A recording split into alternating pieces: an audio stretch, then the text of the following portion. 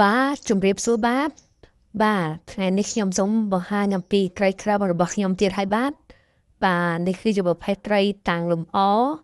ដែលមានចម្រុះបាទមានត្រីប្រភេទត្រី7ពណ៌ត្រីសេកត្រីក្រំព្រៃក៏មានលាយក្នុងហ្នឹងដែរបាទចំត្រីប៉ាន់តែហ្នឹងគឺខ្ញុំបាទយកកូននេះដាក់នៅពេលកូនធំតិចគឺខ្ញុំយកមកបលែងនៅទីហ្នឹងហើយបាទដើម្បីឲ្យវាបាននៅចម្រុះជាមួយគ្នាអញ្ចឹងទៅបាទហើយខ្ញុំក៏បានដាក់ប្រភេទថ្មពណ៌ដើម្បីលម្អវាទៅបាទហើយចឹងរាល់ពេលដែលតណៃđóគឺដាក់ចំណៃឲ្យវាទៅវាឡើងមកស៊ីពេញហ្នឹងដែរបាទនេះគឺជាកន្លែងលំហែហើយក៏ជាកន្លែងលក់ដែរបាទចឹងបាទមានហើយបាទបងប្អូនឃើញហើយបាទនោះមានត្រីច្រើនណាបាទផែអាត្រីព្រៃត្រីទឹកដាហ្នឹងគេត្រីខ្លះគេត្រីក្រាំទន្សាយហ្នឹងបាទចឹងខ្ញុំទៅស្រែទៅក៏បានចាប់យកមកប្រឡែងចូលក្នុងហ្នឹងទៅបាទហើយវាអាចរស់នៅជាមួយគ្នាបានវាអត់មានខំគ្នាអីទេបាទគ្រាន់តែថាកូនវាដូចអត់ឃើញមានមកច្រើនណាសាប្រហែលជាវាអាចថាត្រីបំពីពណ៌ពេលកូនចេញមកត្រីផ្សេងនោះវាស៊ីអស់បាទចឹងឃើញថាបើសិនជាកូនរឿងធំតិចបាទនិយាយមកប្រឡែងនៅហ្នឹងគឺរស់ទាំងអស់បាទរស់ហើយវាអាចនៅជាមួយគ្នាបានបាទចឹងនេះគឺជាការបង្ហាញត្រីចម្រុះត្រីលម្អនៅកន្លែងរបស់ខ្ញុំបាទហើយមើលពីលើទៅគឺឃើញមានហើយបាទនោះត្រីប៉ាន់តែបាទពណ៌សនោះត្រីប៉ាន់តែពណ៌លឿងនោះគឺប្រភេទតែហៅត្រីហុងកុងត្រីសេកអីហ្នឹងបាទឲ្យតែមានកូនត្រីមកខ្ញុំតែចាប់យកមកប្រឡែងនៅក្នុងហ្នឹងហើយបាទដើម្បីជាកន្លែងលម្អបាទដែលដាក់ពណ៌ហើយនេះអត់តាមបានដាក់ភ្លើងទេគ្រាន់តែបានបើកភ្លើងពីលើមកអញ្ចឹងបាទចឹងឃើញពណ៌បានតែប៉ុណ្ណឹងទេតែបន្តិចទៀតខ្ញុំនឹងតមពូលភ្លើងទៅឲ្យឃើញភ្លឺទៅឃើញស្អាតបាទហើយក៏មាននៅកន្លែងផ្សេងទៀតគឺកន្លែងបង្កាត់ត្រីរបស់ខ្ញុំបាទអញ្ចឹងនេះគឺជារបៀបបង្កាត់ត្រីក្រាំដែរបាទគឺខ្ញុំយកត្រីញីមួយឈ្មោលមួយយកមកអញ្ចឹងទៅបាទត្រីញីខ្ញុំដាក់នៅក្នុងដបសិនបាទហើយត្រីឈ្មោលនោះគឺយើងប្រឡែងអញ្ចឹងទៅបាទហើយយើងដាក់ចកអីម្ដុំអញ្ចឹងទៅដើម្បីឲ្យត្រីឈ្មោលឲ្យពពុះចឹងឃើញថាត្រីឈ្មោលនឹងចាប់ឲ្យពពុះបដាហើយចឹងព្រឹកស្អែកគឺខ្ញុំនឹងប្រឡែងវាដើម្បីឲ្យវាអាចបង្កាត់បានអានេះមកសម្បុកទៀតគឺត្រីប្រភេទត្រីអន្តាយឬត្រីហាស្មូនហ្នឹងបាទ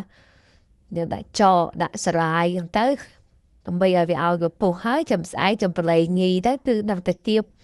បានពង 100% ហើយបាទនេះគឺជាការបង្កាត់ត្រីរបស់ខ្ញុំហើយខ្ញុំតែនឹងបង្កាត់បានជោគជ័យបានកូនមកច្រើនហើយពេលដែលយើងបង្កាត់បានហើយយើងប្រឡែងញីចាញ់បាទហើយនេះគឺប្រភេទត្រីលម្អដែររបស់ខ្ញុំបាទគឺខ្ញុំចាប់ដាក់មួយកែវយ៉ាងទៅឃើញថាវាស្អាតមានគ្រប់ពណ៌បាទមានពណ៌ក្រហមពណ៌លឿងពណ៌ខៀវបាទហើយគឺជាកន្លែងតាំងរបស់ខ្ញុំហើយតាំងយូរទៅក៏คล้ายតែយើងហាងលក់ត្រីបាទ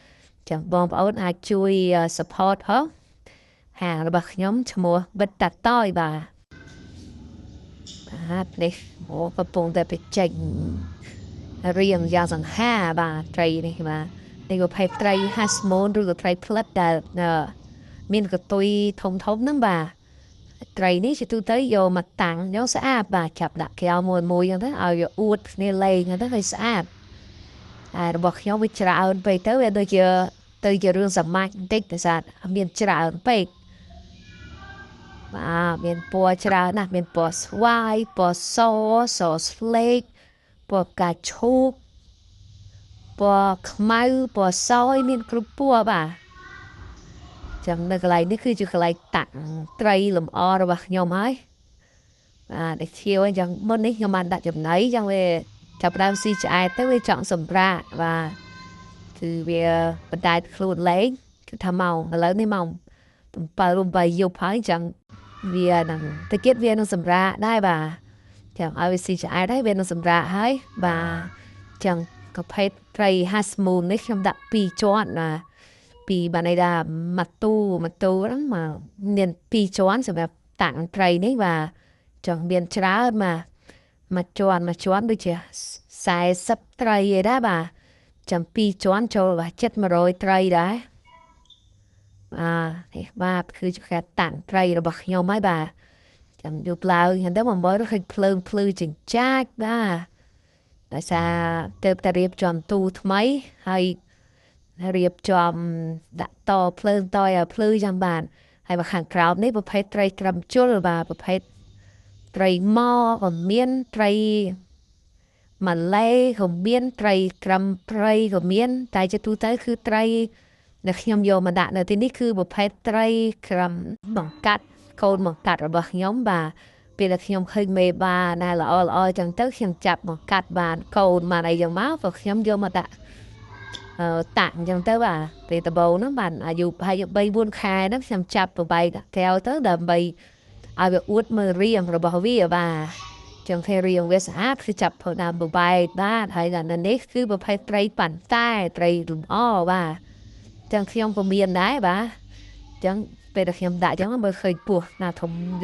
អញ្ចឹងទៅយើងចាប់ផ្ដើមបង្កាត់វាបាទអរគុណបាទ